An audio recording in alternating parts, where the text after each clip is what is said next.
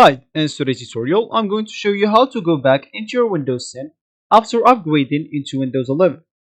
So of course, if you want to go back into Windows 10, there are two options to do that. Of course, if you never deleted any recovery points on your settings, you will be able to go back into your Windows 11 or sorry 10 with everything on it as it was. But of course, if you delete any recovery points, you'll not be able to go with the usual way into Windows 10. You will have to actually install the Windows 11 10 into an USB and installed into your PC from the beginning, and your PC will be restarted. Of course, you'll not keep any personal files or something like that. So the way to do it, of course, is just go and open your settings.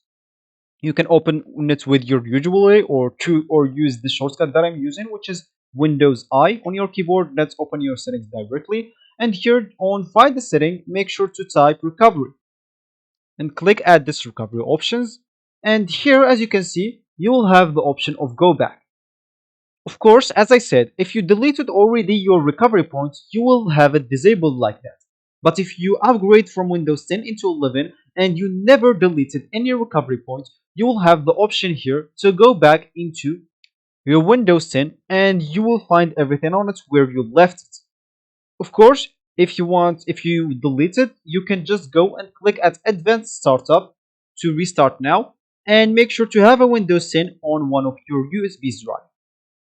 Insert it into your PC and restart it now, and make sure to go into BIOS and then launch your PC from the USB drive to download the Windows 10 from it, and you will be actually good to go. You will need just to go through the steps of installation, which is pretty easy, and you will be good. So that's actually for this tutorial. I hope you like it. Thank you guys for watching, and goodbye.